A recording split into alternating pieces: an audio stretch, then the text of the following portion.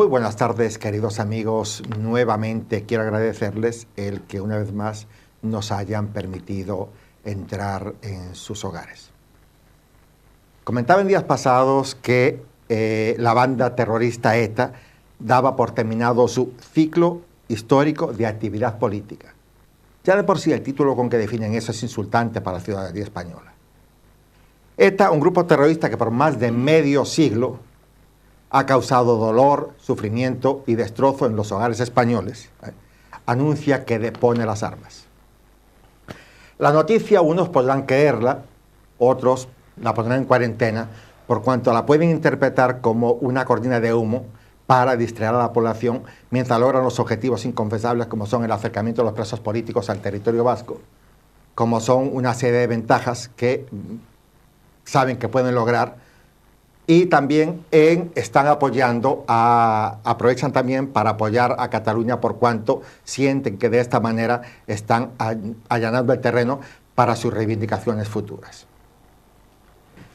El precio que ha tenido que pagar España por esta noticia y otra que leemos a continuación es, sin lugar a dudas, humillante.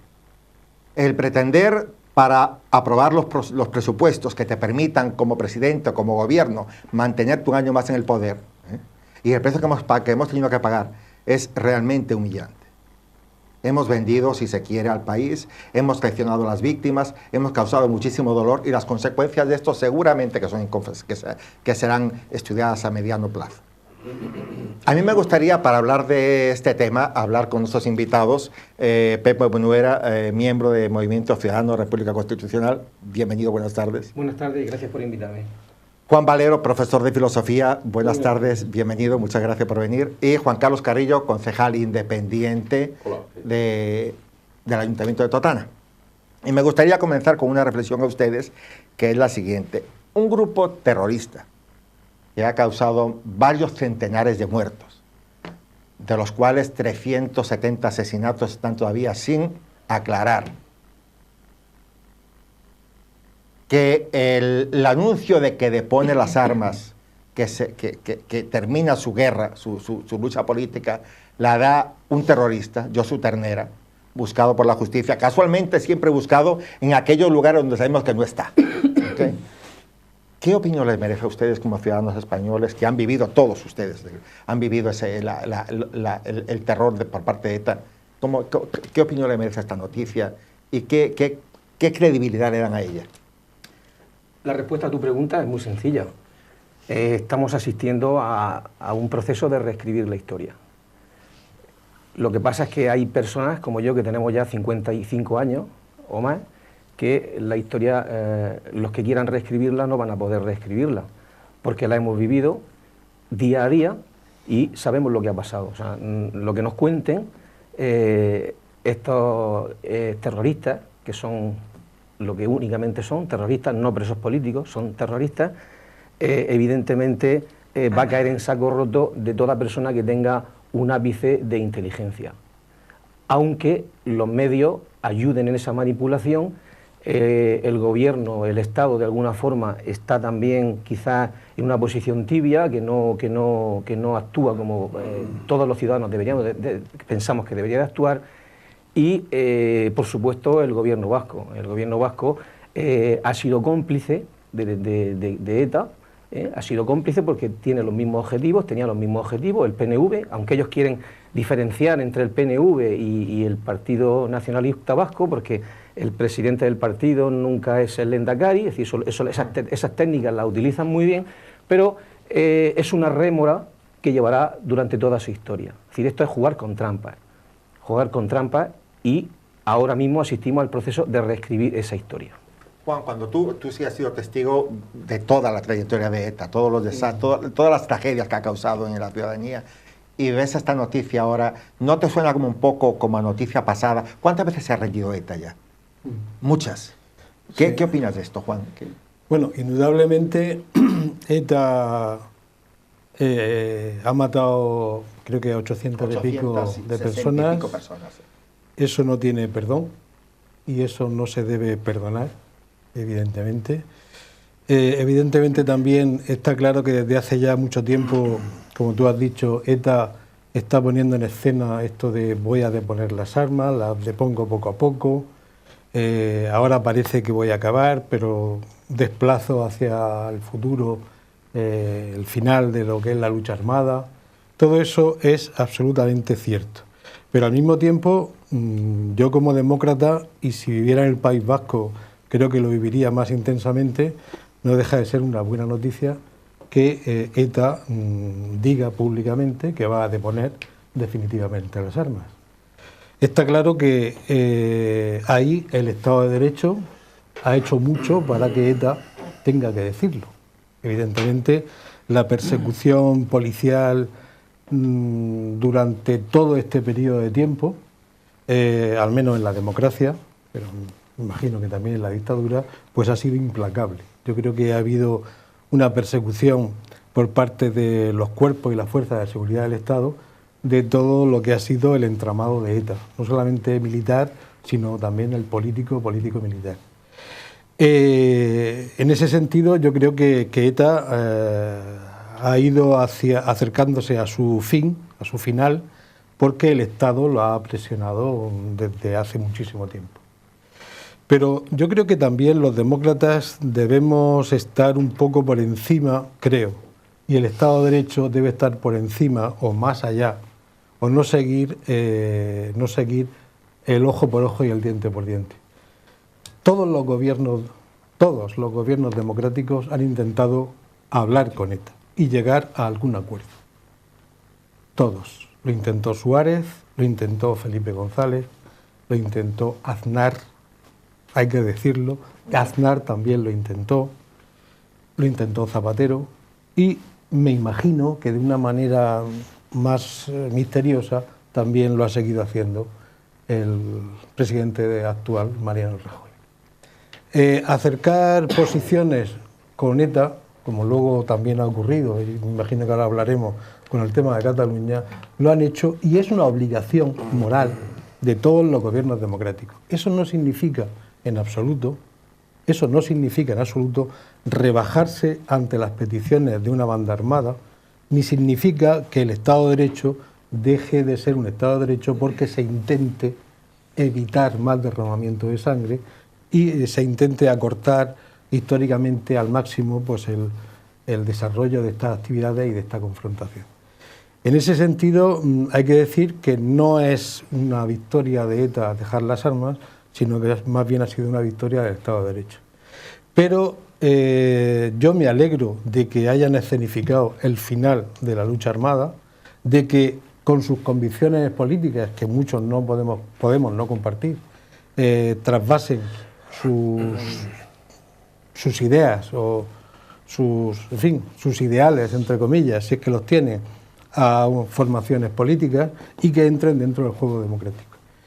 Y luego, pues, respecto a si ha habido, hay o habrá algún deber del Estado respecto a que ellos hayan acabado, pues habrá que estar muy al tanto y alerta de si eso se ha producido, si ahora no, pero a medio plazo se hace o no. De momento no diría nada más. Juan, comentaba Juan Valero en la intervención ahora, hablaba de fin y de final, ¿no? A mi juicio, ETA no llega al final, obtiene el fin que quería. Después ahora hablaremos de por qué. ¿Qué opinas tú de esa cuestión? ¿Tú crees que ETA realmente está está deponiendo las armas o hace un simulacro? No, vamos, lo que decía él del ojo por ojo, yo no lo veo así, no es cuestión de ojo por ojo, sino de justicia, de aplicar la justicia, de que esos crímenes que hay sin condenar todavía se investiguen.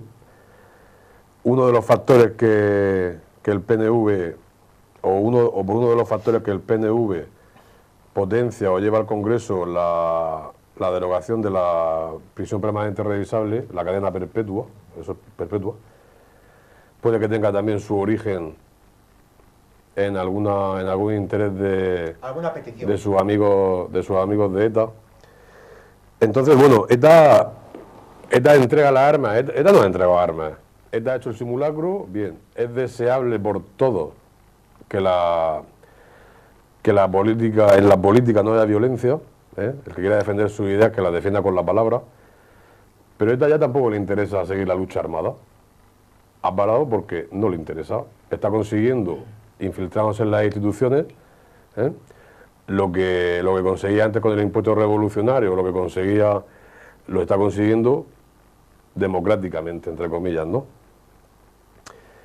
Creo que se está sentando el germen de otro problema muy grande. Cuando partidos separatistas o partidos que quieren romper la unidad nacional deberían de estar directamente ilegalizados, como pasa en Francia, Alemania y en países que tengan, pues bueno, la cabeza en su sitio. Pero aquí tenemos un complejo muy grande todavía, después de la dictadura, y parece ser que los españoles, no es el Estado, los españoles tenemos que aguantarlo todo. ETA, ¿qué quieres que te diga? Yo he sufrido ETA, yo he tenido compañeros que se ha cargado ETA, y bueno, esto tenía que tener un fin, pero no este fin.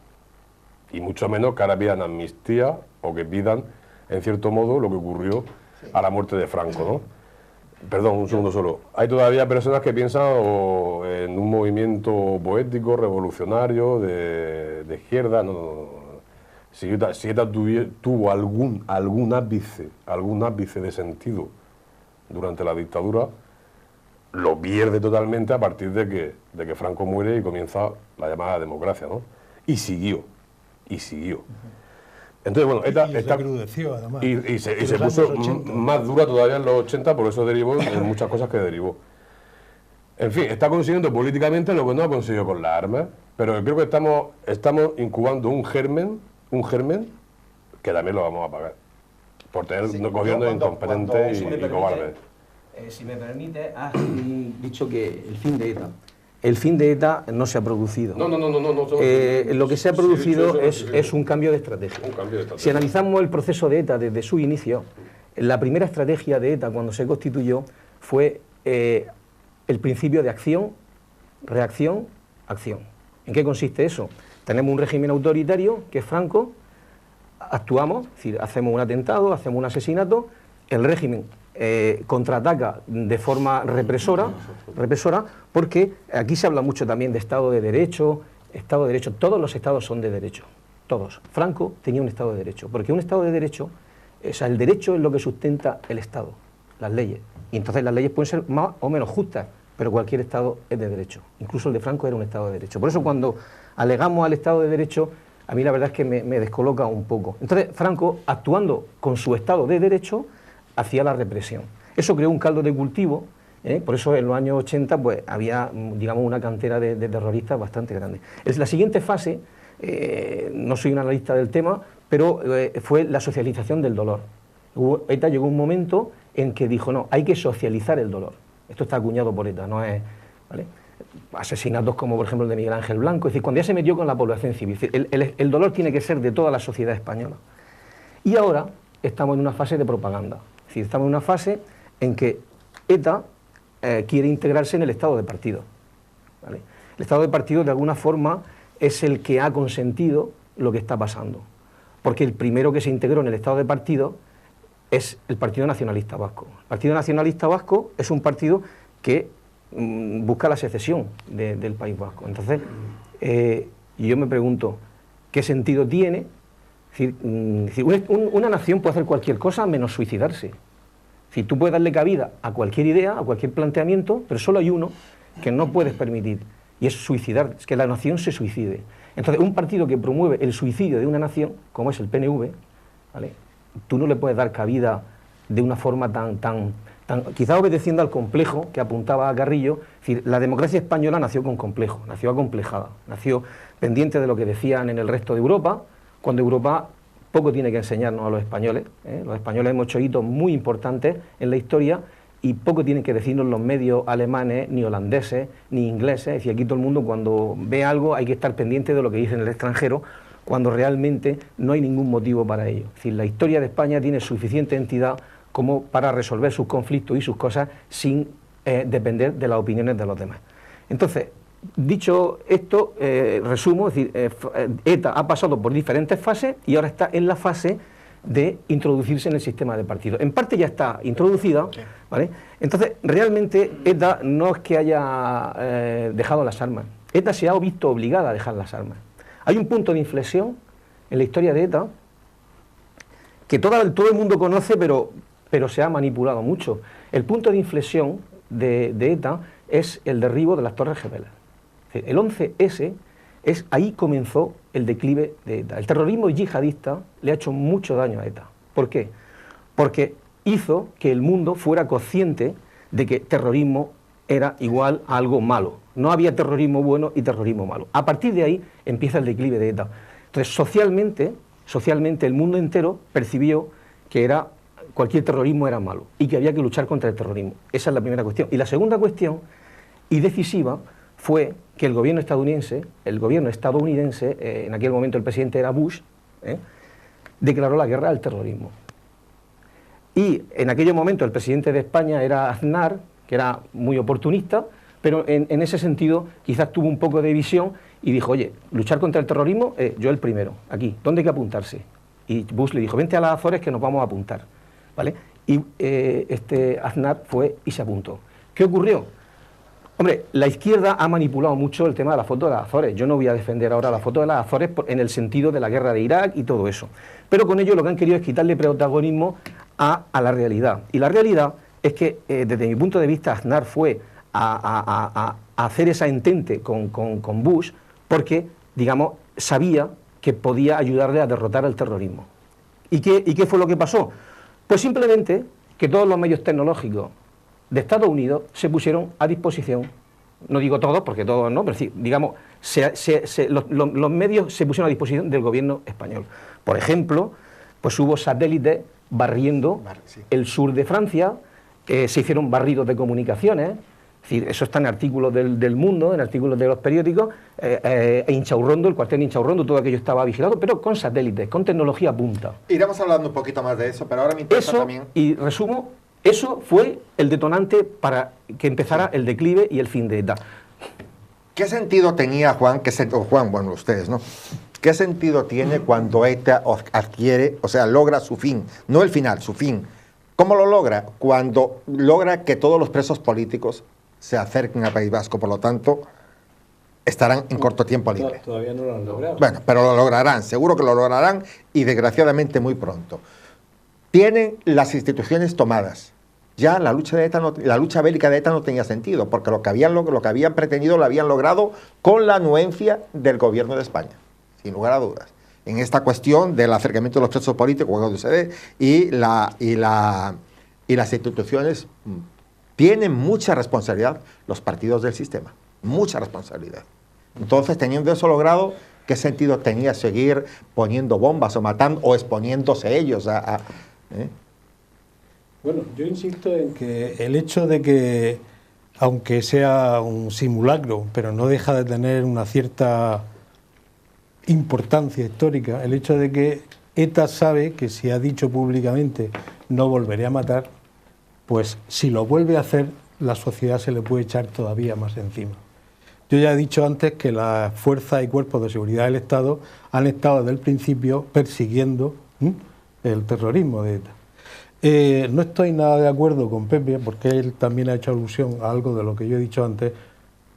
El Estado franquista no era un Estado de Derecho, perdona. Para que haya un Estado de Derecho tiene que haber una seguridad jurídica y tiene que haber unas reglas democráticas que no existían en la época de Franco. Un Estado de Derecho es un Estado de Derecho democrático y no hay Estado de Derecho en una dictadura. Creo... Esto, como tú me has puntualizado, yo te puntualizo. No hay un Estado de Derecho en una dictadura, ¿eh? No nos equivoquemos, es decir, cualquier dictador puede montar una dictadura, pero no significa que eso sea un Estado de Derecho. Estado de Derecho es otra cosa. Estado de Derecho es donde tú tienes la seguridad jurídica, tienes igualdad de oportunidades, tienes unos jueces que te pueden defender, tienes una democracia de partidos, tienes una serie de cosas que en una dictadura no se tiene. Perdona, Pepe. Es que tú me has puntualizado pareciendo que y yo te puntualizo a ti, no es lo mismo, ¿eh? Es que, vamos a ver, son conceptos, creo que son básicos. Yo no creo que ETA haya conseguido sus fines, lo digo rotundamente.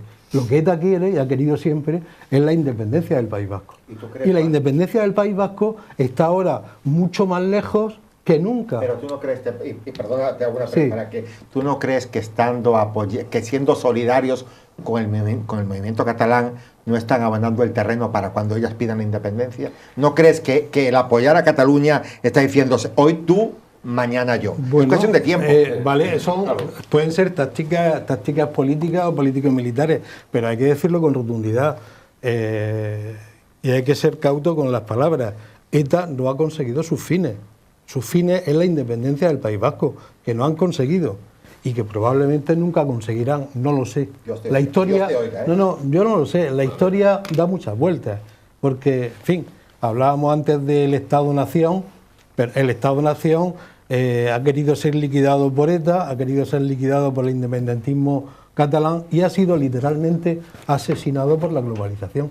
Es que los Estados-Nación ahora mismo prácticamente no existen. Hay que ser conscientes de esto. Una cosa es el romanticismo del Estado-Nación y otra cosa son los hechos. En los hechos, Mariano Rajoy decide muy poco. Los gobiernos deciden muy poco, los gobiernos nacionales. Evidentemente por eso, entre otras cosas, que un gobierno...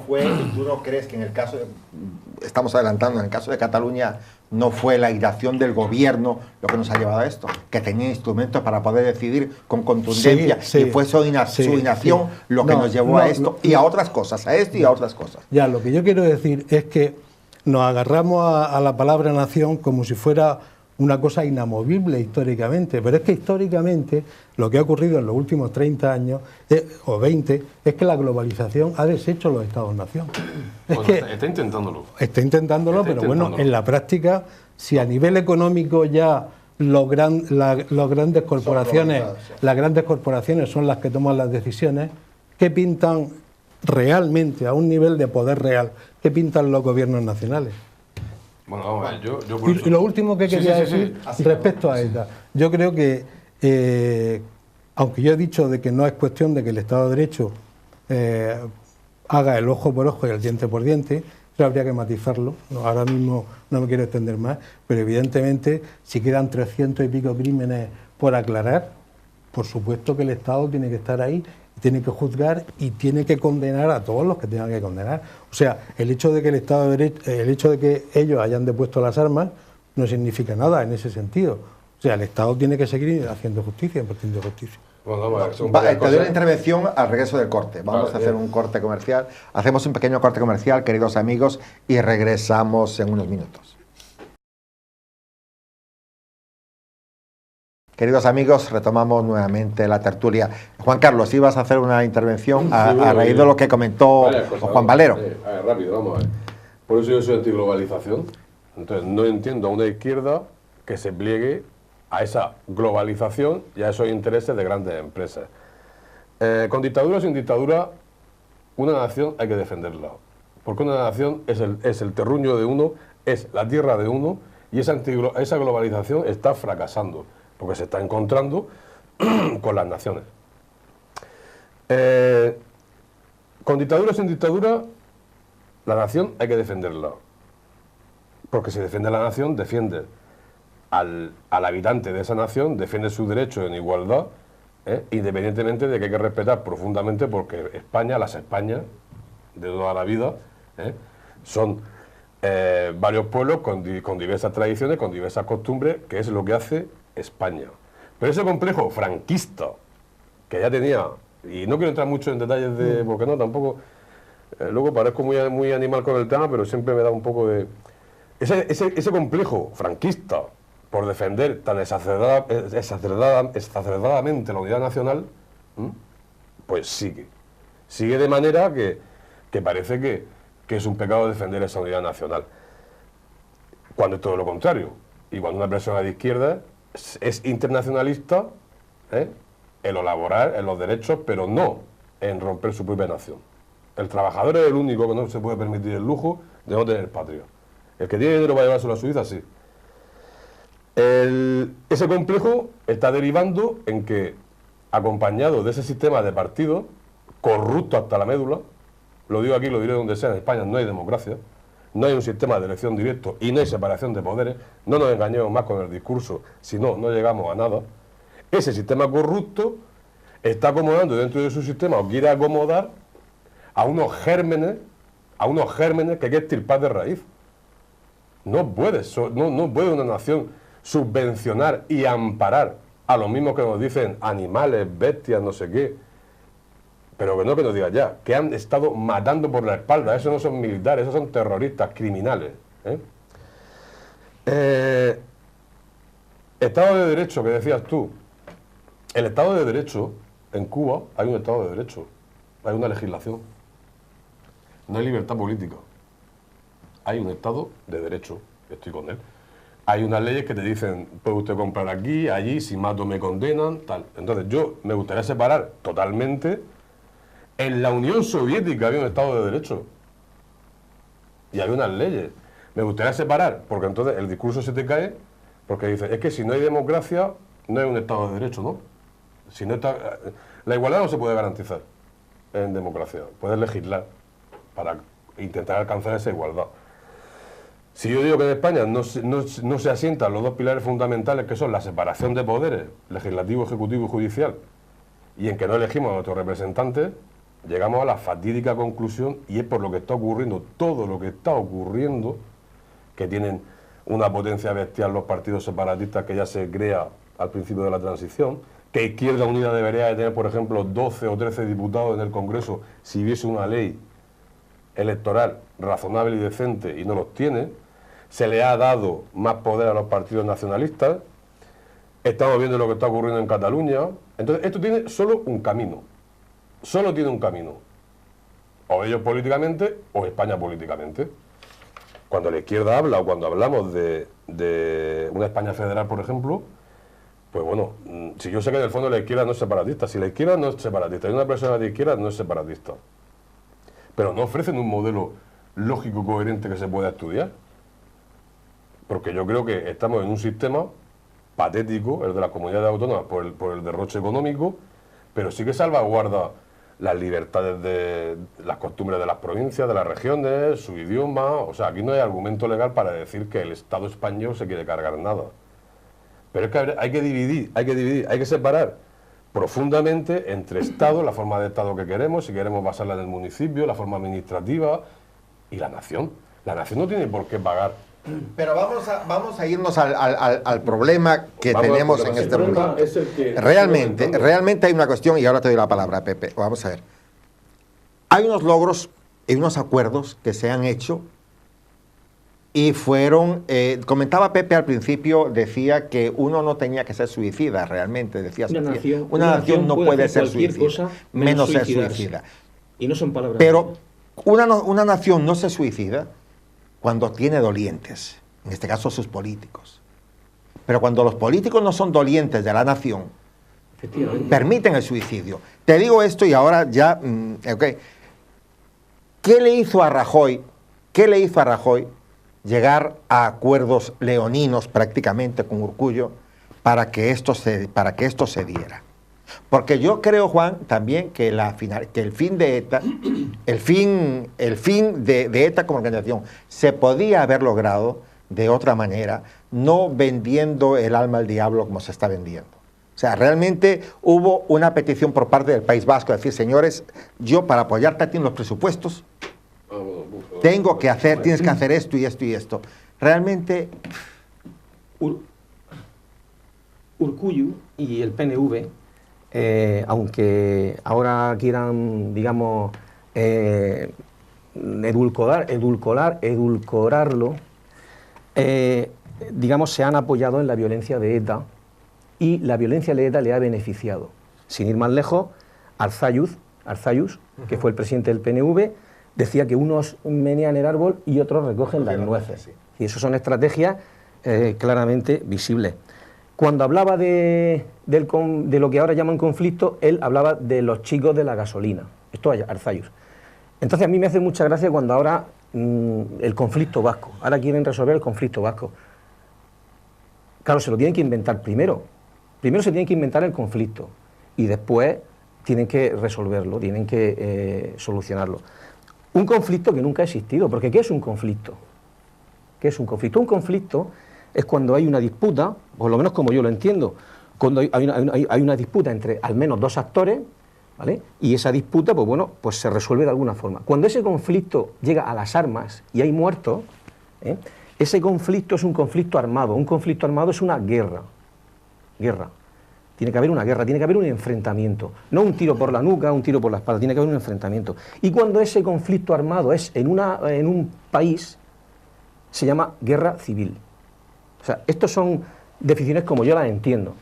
Puedo estar equivocado, pero son como yo las entiendo. Entonces, ¿cuándo ha habido una guerra civil en el País Vasco? Por lo tanto, si seguimos la deducción, ¿cuándo ha habido un conflicto vasco? Yo, que tengo 55 años, he oído la radio, he oído la televisión. Y cuando mataban a un policía por ahí, por un tiro en la nuca y todo eso, nadie hablaba de conflicto, ni nadie hablaba, parecía que no pasaba nada. Incluso no había ni testigos. No había ni testigos, es decir, aquello era una cosa que pasaba como una cosa normal, no pasaba nada, no había manifestaciones. Entonces, ¿quién ha creado el conflicto?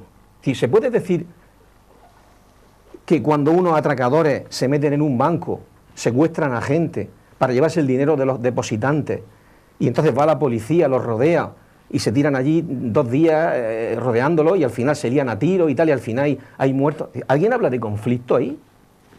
Vamos a ver, conflicto tiene muchas acepciones, pero nadie habla de un conflicto armado, y se trata de un conflicto y ha habido armas, pero se han enfrentado unos delincuentes, en el caso del País Vasco, unos terroristas, contra el Estado. El Estado, una de sus características principales es que tiene el monopolio de la violencia. Es una cosa incuestionable y que todos los estados tienen.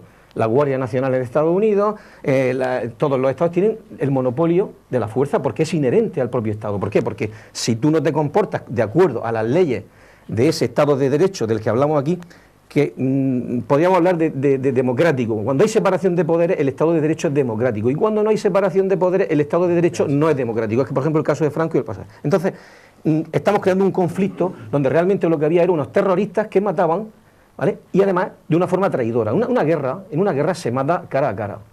Entonces aquí en España nunca había una guerra civil y nunca había un conflicto. Ha habido una serie de terroristas que han matado por la espalda, que han matado a traición. Y además hay 1.635 personas que quedaron huérfanas, ¿vale? Hay 21 niños y adolescentes que murieron, hay 358 crímenes sin resolver, hay 853 asesinados y hay 2.597 heridos.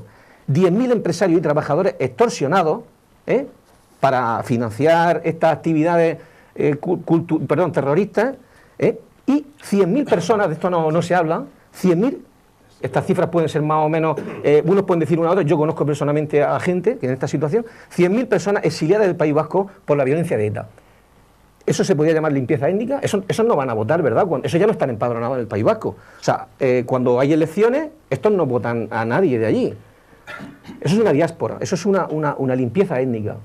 Y esto, el PNV lo ha alimentado. Lo ha alimentado, hay que decirlo con su nombre. Y ahora recoge los beneficios. Y a todo eso le añade un sistema de partido en el cual se le dio ventaja. Es decir, tú tienes al enemigo, tienes 2 enemigos, uno por el frente, que es el PNV, otro por la espalda, que es ETA. Y encima, al que tienes de frente le das ventaja. Le dice, bueno, aquí los votos valen más que en el resto de España. Si sacar un diputado en el País Vasco, con menos votos, lo saca que aquí. Entonces, eso es el paso para destruirse. Y eso se debe desde Felipe González a Aznar, a Zapatero y ahora a Rajoy. Es decir, no es Rajoy, el problema no es Rajoy. El problema arranca con este Estado de Derecho que no es democrático que hay aquí en España desde el año 78. Que además, no quiero poner pesado y con esto acabo, para terminar de arreglarlo, creó el régimen de la autonomía. El régimen de autonomías consiste en, tengo un problema con el País Vasco porque tengo terrorismo, ¿cómo resuelvo ese problema? Amplificando el problema, es decir, y así lo intento diluir. Eso son estrategias para resolver el conflicto. Hablaba Juan que decía alguna otra manera de alguna manera entender que ETA había terminado su actividad, se me ocurría, por ejemplo, sin que fuera esta tan a la carta, ¿no? Por ejemplo, que pidieran perdón, no a las víctimas, a todo el mundo, que no lo han hecho. Que no fuera una condición sine qua non el reubicar los presos en el País Vasco, sino que los presos siguieran donde están. Y en tercer lugar, no permitir que las instituciones, que las organizaciones afines a ETA, simpatizantes de ETA, estuvieran en las instituciones. Entonces creo que esas 3 condiciones serían 3 condiciones que darían a entender, por lo menos, el ánimo del gobierno en decir, quiero acabar con esta gente. Pero no lo han hecho. Entonces, de alguna manera, Por eso te decía al principio, yo creo que ETA ha logrado un poco su objetivo. El gobierno no puede exigirle a ETA que pida perdón, porque se lo puede exigir. Eso del perdón es un sentimiento católico. Puede ser, Perdón, no, claro. ¿Qué más da? Pero bueno, no. Pienso yo, ¿qué más da? Yo creo que Sí. yo creo que es importante, ¿eh? Yo creo que es importante tanto pedir perdón como perdonar. Yo creo que es muy importante, tanto una cosa como la otra. Evidentemente, ETA no ha pedido perdón y en esa carta además tuvieron la desfachatez moral de discriminar entre víctimas, ¿no? Las víctimas, digamos, civiles o los ciudadanos y las víctimas, digamos, de las fuerzas y cuerpos de seguridad del Estado. Eso ya denota, ¿no?, de qué tipo de personas estamos hablando. De todas formas, yendo mucho más allá de ETA, aunque es difícil sustraerse a todo el terror de ETA, hay que tener en cuenta el problema que tuvo la Segunda República con el País Vasco y con Cataluña, cómo ahí entró a saco la dictadura de Franco y cómo eso creó mucha anquina en esos dos pueblos, ¿no? Yo creo que los políticos de la democracia no han sabido gestionar bien la solución de ese resquemor de esos pueblos que tenían al menos una identidad cultural y lingüística que no se ha sabido cómo acoplar dentro del Estado de Derecho español, en democracia, ¿no? Eso hizo, efectivamente, que para darles cancha tanto a Cataluña como al País Vasco, pues allí los partidos nacionalistas consiguieran más diputados con menos votos. Eso fue una concesión. Evidentemente, tácitamente, esto hay que decirlo también, porque es que si no parece que es que se les da y ya está. Tácitamente estaba claro que la contrapartida era que los partidos nacionalistas no iban a reivindicar la independencia. Han ido consiguiendo cuotas y cuotas y cuotas hasta que al final efectivamente han saltado el Ibarretxe en su momento y ahora todo lo que está pasando en Cataluña han traspasado la frontera, entonces como que el Estado de Derecho ha ido dando y ellos no han tenido un límite, al final Juan, han querido llegar al punto final. Tú sabes, sí lo sabes perfectamente, que cualquier persona con aspiraciones independentistas es cuestión de tiempo. Claro, y que nuestros políticos no lo supieran, no creo que fuera por ingenuo, fue por intereses seguramente que en ese momento privaban más que los... Claro, pero insisto en esto, los políticos en democracia no han sabido cómo resolver ese dilema histórico, que era un dilema, es decir, es que cuando hay un problema, por ejemplo, ahora mismo lo de Cataluña, ahora cuando pasemos, pues está muy mal, pero lo cierto y verdad es que el 50% de los catalanes ya se nos han ido. O sea, se nos han ido en cuanto a... Ya, entiendo. No, vamos a ver. Se nos han ido, digamos, emocionalmente. Hay muchísima gente en Cataluña que ni siquiera es proindependentista, que ya no se siente español. Para llegar a eso han tenido que pasar muchas cosas.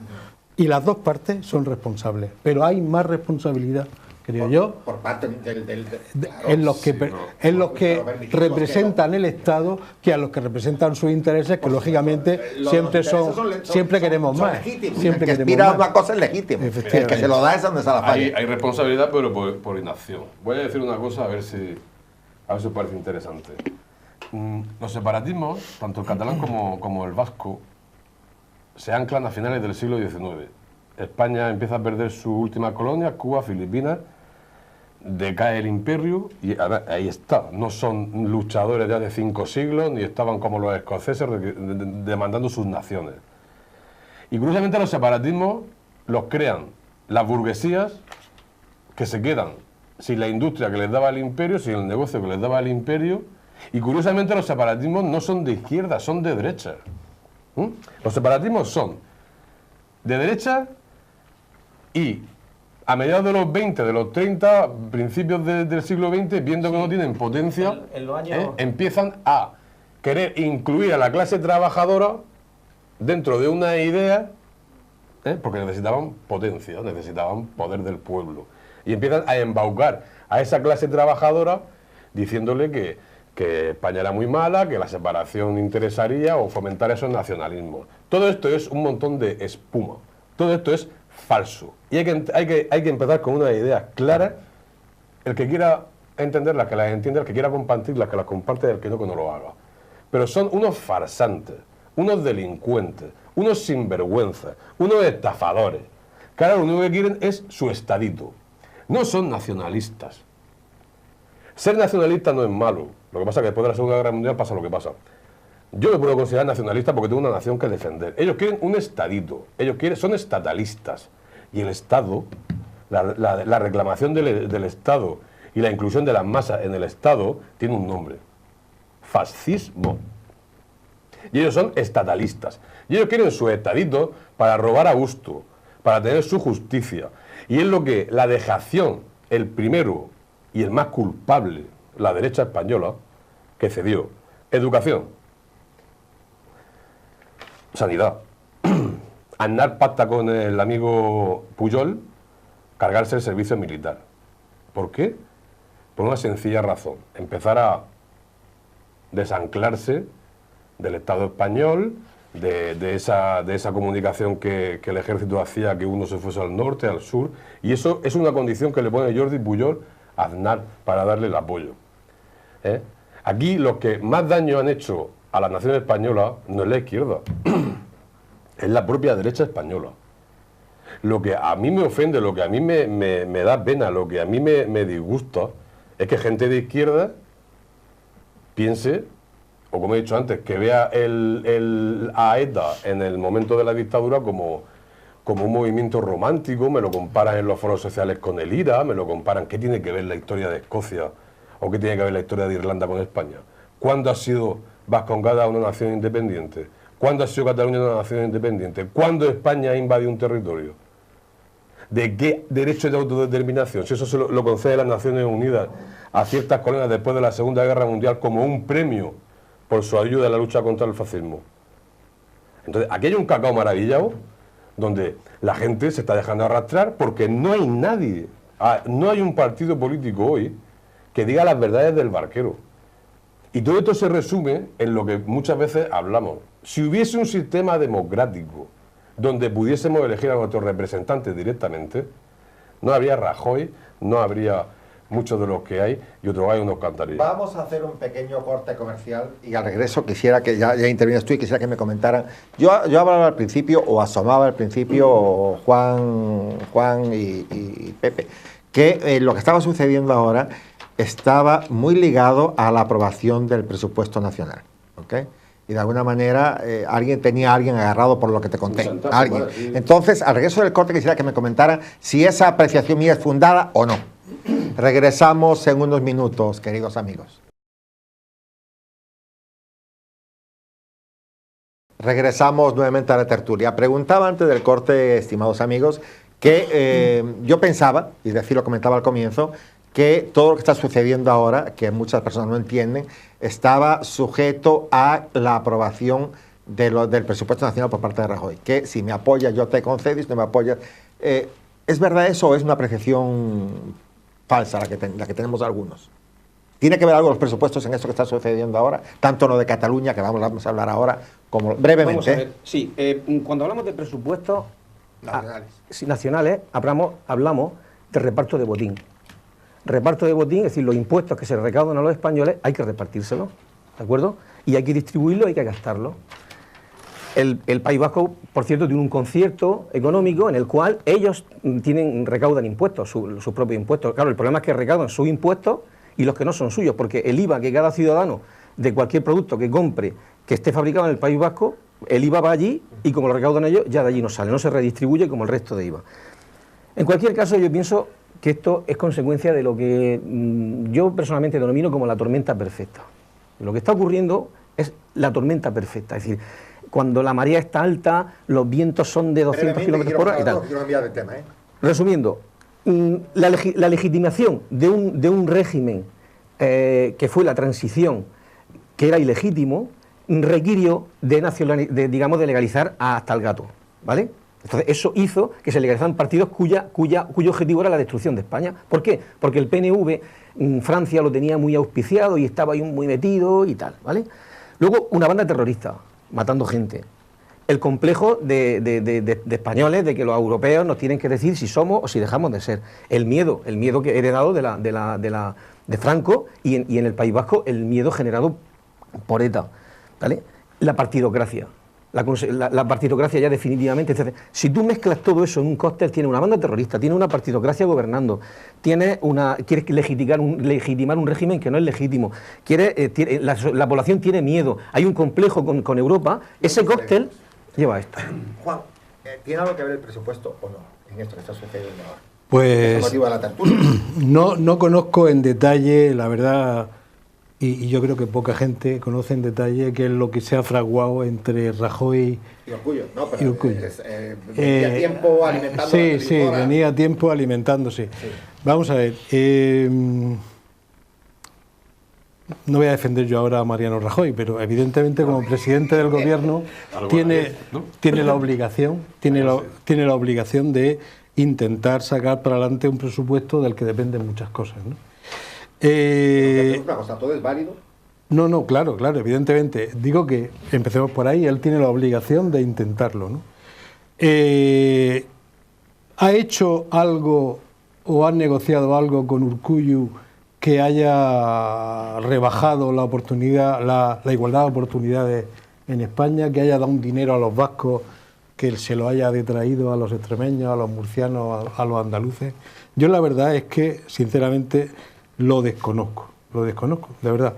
Pero quiero pensar, o quiero ser bien pensado, en el sentido de que no ha habido una contrapartida, creo, ni la va a haber, al menos a corto plazo, en el terreno de ETA. O sea, yo no creo que Urkullu le haya pedido a Rajoy: reagrúpame a los presos en el País Vasco y te apruebo los presupuestos.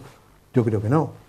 Quiero pensar que no, porque es una cosa lo suficientemente importante y de calado como para que eso haya estado encima de la mesa. Ojalá. No lo sé, Ojalá estuviera equivocado en mucha población. yo quiero pensar que eso no está ahí. Bueno, eso es, el tema de los presupuestos es otro chantaje más del PNV, que sí, venían las actas de ETA y había unos temas que negociar. Vamos a ver, ETA ha entregado las armas, o dice que ha entregado las armas. Poco compromiso. De todas maneras, alguna se habrá guardado en un cajón, ¿eh? Y nadie dice que el día de mañana no vaya a sacarla otra vez. Nadie lo quiere. Esos que dicen que los que no podemos vivir sin ETA. Yo puedo vivir sin ETA perfectamente. Ahora, mimetizarme para entrar en unas instituciones donde en el País Vasco tienen que convivir, tienen que cohabitar PNV, sus partidillos políticos de herederos de HB, que son lo mismo. Entonces, una de las condiciones que se ha visto ahora, con el 85% en contra del pueblo español, es la derogación de la prisión permanente, de la cadena perpetua. Vamos a ver las cosas con su nombre, ¿eh? Y ellos están haciendo su política, igual que están aliados con los separatistas catalanes y llevan su hoja de ruta. Entonces, aquí, mientras que, bueno, defender la nación, aquí a la nación no la defiende nadie, aquí se defiende al Estado, a la forma de Estado, a que todos tienen que pillar, a que todos tienen que estar acomodados. Y es que es imposible en una democracia que todo el mundo esté contento. Es imposible, el pueblo vota y cuando vota queda uno o quedan dos que se tengan que disputar el poder, pero no repartírselo entre 17. Una cosa, Juan Carlos, es estar contento y otra cosa es sentirse traicionado. No, pero claro, pero es que yo estoy por encima de ese discurso. Lo que a mí me gustaría en un minuto es dar una pincelada de a dónde vamos. Sí. Y si los propios partidos estos que se dicen tan demócratas no se ponen en su sitio, no se coordinan y no paran este disparate, van a ser los culpables de lo que va a ocurrir. En política y en historia está claro, una involución permanente que llevamos, donde si ya no vale el PP, que está cayendo en picado, el PSOE, en fin, estrellado en Madrid y en la mayoría de España. ¿Qué viene ahora? ¿Qué surge ahora? Ciudadanos es otro recambio que va a tener un tiempo limitado o que va a durar lo que va a durar. Estoy grabando. Entonces, ¿qué nos va a venir? Nos va a venir una extrema derecha o una extrema izquierda que va a imponer lo que otros no han sabido hacer, desde luego con el voto del pueblo. Ahí tienes Italia, el pacto de Beppe Grillo con 5 estrellas con la extrema derecha italiana, porque los españoles estamos algo cansaditos ya, muchos millones de españoles. Y tanta politiquería correcta y tanto querer escurrir el bulto, pues la historia, si miramos, no trae unas consecuencias. De todas formas, ETA... Conclúyame este punto, ya que pasamos a ETA no otro. ha conseguido su objetivo de separación, de momento, no, ni porque nadie, ETA se ni- constituyó, se constituyó en la época de los frentes de liberación, aquellos famosos frentes de Mozambique, de Cuba y toda aquella historia, Frente de Liberación del Pueblo Vasco. Y su objetivo, recogido en los estatutos, es constituir una república socialista marxista en Euskal Herria. Eso choca con lo que quiere el PNV. El PNV quiere otra cosa, porque en el PNV quien manda no son los marxistas leninistas, son otros. Entonces, los objetivos son los mismos, pero por diferentes medios. Entonces, eso es una de las cosas que ha impedido que se consigan su objetivo. Y otra de las cosas que ha impedido que consigan el objetivo es que la tradición española es tan antigua y tan sólida que es muy difícil de disolver. Y mira que llevan 40 años ya, con los medios de comunicación, con las icastolas, con las escuelas, y lo mismo pasa en Cataluña. Pero la solidez de esta nación, que además es una nación que expulsó a los musulmanes, es la única nación del mundo islamizada que ha sido desislamizada. Y también, mal que les pese a muchos, también luchó contra el comunismo y lo venció cuando el comunismo estaba en su punto álgido. Son dos hechos históricos que están ahí. Vamos a pasar de tema. Estás diciendo muchas cosas, Pepe. Perdón, te permito. Son historia. No, Historia. Lo que he dicho, perdona, lo que he dicho es historia. Otra cosa es que no te guste, pero Ya es va, historia. espérate, ahora, Que Juan. no es que no me guste, es que hace afirmaciones que tendrías que justificar, pero evidentemente que nos alejan mucho del tema de Cataluña y País Vasco. Te permito, Juan, por favor. Pero no, que dices cosas muy fuertes. Perdona, yo que he dicho, España es la única. Si me ha dices que no sido- me ciño al tema, yo he dicho que España tiene una solidez y una tradición tan antigua que destruirlo es muy complicado. Aunque lleven 40 años los catalanes nacionalistas y los vascos nacionalistas matando gente con la icastola, es decir, es muy complicado destruir España y de hecho no lo van a conseguir nunca. Pero es por la solidez que tiene la nación. Y la solidez de la nación se demuestra con que es la única nación que ha sido desislamizada y la única nación que ha vencido al comunismo. Esos son dos hechos históricos que creo que la justificación, no me puedes pedir que la justifique porque están ahí. Ya. Y has venido aquí como representante de un movimiento. He ¿no? venido, yo pertenezco a un movimiento, ¿vale?, que se llama Movimiento de Ciudadanos hacia la República Constitucional, y las opiniones que yo estoy aquí transmitiendo, que ya las he dicho al principio, son opiniones personales. Es que lo que estás diciendo me suena muy a extrema derecha. Pero Bueno, no, Bien. eso es la verdad. Porque, Esa es la guerra de porque la... Le voy a de leer, la- le voy a leer un pensamiento y quisiera, entre comillas, dice, ahora miras, no, pasamos de tema, ahora miras a tu país y vuelves a ver hablar las bestias, pero son de otro tipo, carroñeros, víboras, hienas, bestias con forma humana, sin embargo, que beben odio, un odio perturbado, nauseabundo, como de dentadura postiza con moho, contra todo lo que representa la lengua. Esta palabra, esta frase y otras más fueron dichas y escritas por el que desde ayer, es presidente de la Generalitat, Quim Torras. Esto es alarmante y es preocupante y es triste pensar que una persona con este pensamiento sea presidente de 4 o 5 millones de españoles en Cataluña y que nadie haya hecho absolutamente nada. Me toca por Sí. segundo. Bueno, una pequeña... Pero te me metas en el tema este rápidamente. Sí, voy al tema ese. Que cada persona que nos esté viendo, que analice esas palabras. Es que ni voy a entrar. Yo me hago una pregunta Pero quien solo. la dijo fue el presidente de la Generalitat. Sí, la dejo el fantasma sinvergüenza, Ajá. racista, delincuente ese, que debería estar ya detenido preventivamente. Y si eso lo dice un señor de extrema derecha, bueno, está en las calles ardiendo, ¿sí o no? Y ahí lo tiene. Medios de comunicación disculpándole, bueno, lo dijo, bueno, ya perdón. No, oiga, detenido. Esto es un ejemplo de cómo estamos. Sea de extrema izquierda, sea de extrema derecha, o sea extremadamente subnormal, que es lo que es ese señor. ¿Quién ha elegido a ese señor? ¿En qué lista ha ido? ¿Quién le ha votado? Estaba el número 11. en la ¿Quién lista. estaba en el número 11 de la lista? Lo que tenían que haber hecho es detener a la lista entera cuando se hizo el referéndum separatista. No intervenir con el 155, porque no hay de ninguna parte, incluso puede que haya ofendido a mucho catalán. Y detener a la lista entera e ilegalizar a todo partido separatista. Se acabó la tontería. Y luego decir que porque las declaraciones que ha hecho él es de extrema derecha, aquí en este país, mientras que no sepamos, que no lo sabemos, que es el problema que hay, mientras que no sepamos qué es una democracia, los principios que rigen una democracia, y después de que alcancemos esas libertades políticas, que a la muerte de Franco no se alcanzaron, por eso estamos como estamos, defendamos nuestros ideales en libertad, seguiremos en esta merienda de negros, donde todo viene relacionado. Ese señor, bueno, a mí que me expliquen qué hace ahí, no sé, yo...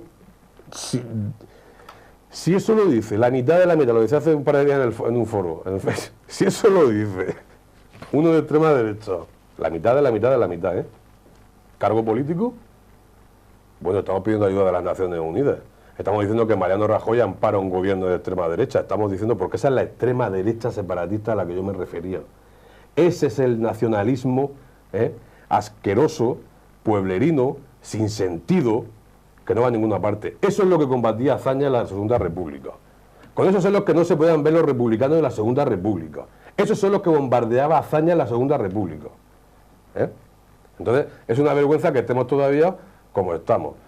Y yo ya creo que no voy a decir más porque... Quiero una reflexión tuya sobre esto.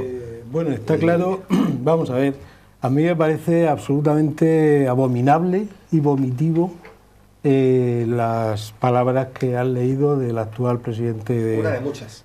Sí, una de muchas. Me parece que es una desfachatez que lo hayan presentado como candidato.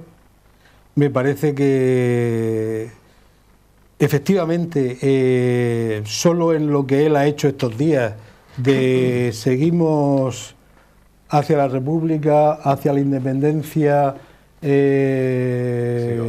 ponemos como conseller a los que están en la cárcel, yo no pinto nada porque quien pinta es Puigdemont, todo eso es tensar la cuerda, un disparate, y yo creo que lo que están buscando es que... Enfrentamiento. Lo que están buscando es el enfrentamiento. O sea, lo que están buscando ahora mismo ellos es que el 155 continúe y además se recrudezca para que haya lo que no hubo en el 1 de octubre, lo que no consiguieron, que es la solidaridad europea y, digamos, la aceptación, entre comillas, por la comunidad internacional. Y que se enfrenten los catalanes en la calle. Efectivamente. Y que le den argumentos. Están buscando algo que es terrible y es penoso. Yo, desde luego... Pero no hay instrumentos, Juan, amigos, no hay instrumentos legales que impidan eso, que hubieran impedido oportunamente ese nombramiento. No había, en este caso, no fue la omisión de nuestros gobernantes lo que nos ha llevado a esto, porque... Perdón. Sí, si me lo permite, en un sistema partitocrático como el que hay en España, en una oligarquía de partidos, no existen. Porque el secreto, el truco está en que se han integrado todos estos partidos, como el PNV o toda esta gente de los independentistas, Esquerra Republicana, están integrados en el sistema de partidos. Entonces, el sistema de partidos lo que no contempla es precisamente esto. Es decir, el sistema de partidos está hecho un poco para poder repartírselo entre todos. Entonces, mientras eso ha funcionado con Pujol y toda esta gente, pues la cosa ha funcionado bien. Pero cuando a los Pujol se le ha metido en la cárcel por ladrones, pues claro, aquellos han empezado a sacar de la caja de los truenos pues dinero de Suiza, dinero de las Islas Caimán y de todas partes. Lo que está pasando ahora mismo, yo creo que las consecuencias, ellos están buscando lo que ha dicho Juan, un victimismo, y puede haber dos consecuencias de mi punto de vista, que es lo que están buscando. O bien el endurecimiento del gobierno, si es que tiene alguna capacidad, alguna posibilidad, con lo cual son víctimas, ¿vale? O bien tienen que transigir, con lo cual siguen andando en el camino. Entonces acorralan al Estado de Derecho, que aunque sea Estado de Derecho no es democrático en España porque no hay separación de poderes. Si hubiera separación de poderes en España, esto no, sería imposible que ocurriera. Porque lo que está ocurriendo en Cataluña es un ejemplo vivo y palpable que cualquier ciudadano puede entender rápidamente de qué es lo que significa la separación de poderes, qué es lo que significa la representación. Y lo voy a explicar rápidamente. Puigdemont monta una lista de partidos, una lista. En esa lista meten a 30 que son, digamos, totalmente afines, digamos, son de la cosa nostra, de la familia nostra, ¿no? Incondicionales. Eso ha mantenido bloqueado al Congreso catalán, al Parlamento catalán. Entonces ya tienen la primera, es decir, la lista, o sea, los que han salido votados, la gente ha votado una lista, pero esos no representan a los que lo han votado, representan al que lo ha puesto, que se llama Puigdemont, que está en Alemania, y él es el que ha tenido bloqueado eso. Ya tenemos la primera cuestión, lista de partidos. Segundo, este que ahora es presidente, yo digo lo mismo que han dicho mis compañeros. ¿A este quién le ha votado? O sea, resulta... Y han puesto ese, podrían haber puesto al número 30, podrían poner a uno que está en la cárcel. Es decir, la gente, ¿cuándo se va a dar cuenta de que se están riendo de nosotros? Pero en la cara, es decir, la gente da un cheque en blanco, vota una lista de partidos, una lista que puede ser Podemos, que puede ser Ciudadanos, que puede ser el PP, que puede ser el PSOE, que puede ser Juntos por Cataluña, el PNV, es decir, vota una lista y ya estos tienen carta blanca para hacer lo que quieran, que es lo que está pasando, han puesto de presidente a quien quieran. Si a eso le junta que no hay separación de poderes, es decir, el poder legislativo, en una democracia legisla el pueblo. El pueblo legisla porque el pueblo designa a sus representantes se reúnen en el Congreso y legislan. Y hay un presidente de ese Congreso, que en este caso era el presidente que ha estado, que no sé cómo se llama, porque no merece la pena ni aprenderse el nombre, pues son impresentables. El presidente del Parlamento catalán. El Torrent, exactamente. Entonces, este es el que representa el poder legislativo, señores. Legislativo. Y ahora, estos son los que deciden quién es el poder ejecutivo. ¿Vale? Y el Poder Judicial, pues cuando un juez les va por ello, entonces hay que perseguir a la mujer, hay que acosarle y hay que decir que no son catalanes y todo eso. Entonces, esto es lo que marca la diferencia en un Estado de derecho democrático, que es lo que no se dice, y un Estado de derecho que no es democrático. Un Estado de derecho democrático tiene que haber separación de poderes. Y eso es lo que se ha demostrado ahora mismo y se está demostrando en Cataluña. Voy a hacer un ejercicio de imaginación y ustedes la reflexión y ya concluimos porque nos falta poco tiempo. Vamos a ver. Yo como presidente de una comunidad que sé que tengo poder indirecto para decidir en la nación mediante votos para mayorías y para presupuestos, le digo a alguien, en lo que va a suceder en tal comunidad, llamémosle Cataluña, tú tienes que hacer la vista gorda, no darte por enterado. ¿No es así? Porque ya va. Entonces, si eso se hace así y se hace la vista gorda con lo que está sucediendo, y que Dios no lo quiera, llegue a una cuestión, a que triunfe la independencia, Dios no lo quiera, ya va, déjame hablar, simplemente estoy imaginando. Logrado eso, yo tengo el camino para independizarme yo como la otra nación. ¿Iríamos a una España federal? No. Sí. Mira, si en Cataluña hubiera una separación... Juan, que tiene que hablar, ya va. No, él estaba hablando. No, disculpa, No, estaba. No, vamos a ver.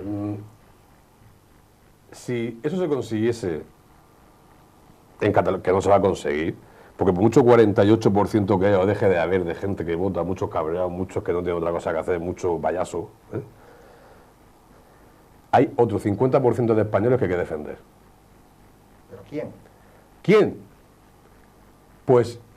¿Pero quién que no lo ha hecho hasta ahora? Pues si el gobierno desde 2015, que más, empieza el proceso, no mandó a 2 guardias civiles a decirle, acompáñeme usted. Pero bueno, si no se hizo... Y seguimos, esta deriva se va a dar pie a que a lo mejor el gobierno, la única ruta de escape que consigue es decir, vamos a ver si salen 4 locos de extrema derecha, la montan en la calle y nos dan argumentos que me parece que están muy equivocados por ahí. Pero si se permite esta deriva, luego iría automáticamente el País Vasco, luego iría automáticamente Galicia, luego iría automáticamente... Pero esto no es tan sencillo de aclarar, porque también la monarquía tendría que ceder, aquí tendría que ceder todas las instituciones del Estado por no ir a una guerra civil. Lo que está sucediendo por no ir a una guerra civil. Lo que está sucediendo ahora en Cataluña con el nombramiento de este impresentable era una cosa que tú se lo preguntabas a cualquier español, incluso catalán, hace 4 meses y te decía que era impensable. Y está sucediendo. Y está siendo presidente de la Generalitat un tipo que le llama a sus ciudadanos catalanes que son unos impresentables y unos asquerosos. Yo solo voy a decir una cosa solo. Esto a un gobierno de izquierda no se le hace. Pero no porque sea de izquierda, sino porque no se deja. Y con eso ya, cada cual que piense lo que quiera. Brevemente, Juan, te lo puse en bandeja. No lo sé. Vamos a ver, yo creo que todo lo que ha ocurrido en la última semana, desde que se supo que este señor iba a ser presentado, se supo todos los tweets que había puesto y todo lo que él ha dicho en las 2 sesiones para ser investido. Recuerdo una más de las que hemos dicho, que es que él cree que realmente se equivocaron, cuando no se alzaron ya directamente con la independencia, Esa otra, uf. y que inmediatamente el gobierno de España no reaccione, eso revela una extrema debilidad del gobierno y una extrema debilidad de la sociedad y del Estado. O sea, ahora mismo han tensado tanto la cuerda porque de alguna manera han calculado que no puede haber otra respuesta tipo 151 o 155 o prolongación de eso. Y es verdad que ahora mismo yo creo que el Estado, la sociedad y el gobierno están en una extrema debilidad porque no ha habido respuesta. Quiero recordarte, Juan, que Urkullu le dijo directo e indirectamente a Rajoy: para que te apoye tienes que quitar el 155 de Cataluña. Sí, sí. No sé. Sí, por eso dice Pero los claro, chantajes, si está en conexión. ¿Entiendes? Bueno, O sea que tienes que quitar el 155, pero al mismo tiempo se suponía que una vez que cuando se metió a la gente en la cárcel y algunos salieron porque dijeron ante el juez no volveremos a pecar, y todo lo que se dijo, se supone, y todo eso, y que efectivamente, se supone que retirar el 155 lleva paralelo a que esta gente, o la gente más cuerda de esta gente, va a pasar no por el aro, sino por la legalidad, y se va a restablecer, digamos, el orden constitucional, por decirlo de alguna manera. De todas maneras, yo creo que, por acabar mi intervención, yo creo que más allá del momento actual, que es muy complicado, porque entre otras cosas, aunque no lo hemos dicho así expresamente, ha roto en dos a la propia sociedad catalana. Es que eso es terrible, y solo tienes que hablar con familias de allí para que veas que hay una atmósfera muy mala, muy enrarecida. Digo que más allá de eso, intentando ver la cosa con una cierta perspectiva histórica, yo creo que todo en democracia se puede hablar. Todo. Es decir, si hay una parte, un sector de Cataluña o del País Vasco que son proindependentistas, habrá que hablar con ellos. Si el Estado lo hace bien, yo creo que eso se puede cortocircuitar con mucha facilidad. No, pero vamos a ver, si hay gente que tiene, pues como ahora mismo pero diría, si estamos en una monarquía, hay mucha gente que es republicana. Vale. Pues no, es que estamos en una monarquía, sí, pero... Bueno, pero estamos en una monarquía. ¿Se puede hablar o pero no se puede ellos hablar? Lo tienen claro, si es digno, en el fondo son dignos, lo tienen claro y persiguen su objetivo. Contra ese objetivo, otro objetivo. Ese objetivo se tiene que buscar de otra manera, como lo están haciendo. Cuando construimos un camino que le llaman democracia, que va camino del precipicio, antes o después se llega al precipicio y cada vez estamos más cerca. Yo no sé dónde está el precipicio, pero cada vez estamos más cerca. Lo que está claro es que si llegamos al precipicio, que no llegaremos, pero si eso ocurriera, lo primero que ocurriría es una guerra civil entre catalanes y una guerra civil entre vascos, porque no es encajable alguien que quiere reconstruir una república socialista marxista en Euskal Herria con el PNV, ni se encaja la Esquerra Republicana con lo esa es la primera. La leí hoy. La leí hoy y me sorprendió y me alarmó en dos medios de comunicación. Que no la había oído nunca. En el momento otra actual. cosa, y me dio miedo. Porque alguien bien, habla claro. pero no hay por qué tener miedo, porque contra eso está son mis últimas palabras. Contra esto que estamos hablando y para defendernos de esto está la democracia que no hay en España. Y lo contrario de la democracia es lo que algunos llaman diálogo, pacto, consenso. Eso es lo contrario de democracia. Eso es reparto de botín. Cuando oímos consenso, hay que repartirse y hay que llegar a un consenso. La democracia son mayorías. La mayoría decide lo que es mejor y la minoría lo asume y se respeta. Y ya está. Juan Pepe Munuera, muchísimas gracias. Juan Valero, muchísimas gracias. Juan Carlos Carrillo, muchísimas gracias.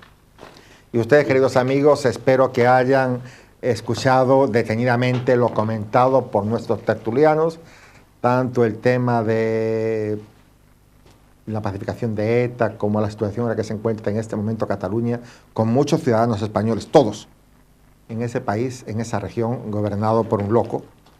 Y sigamos informándonos, porque seguramente tendremos días de gloria más adelante.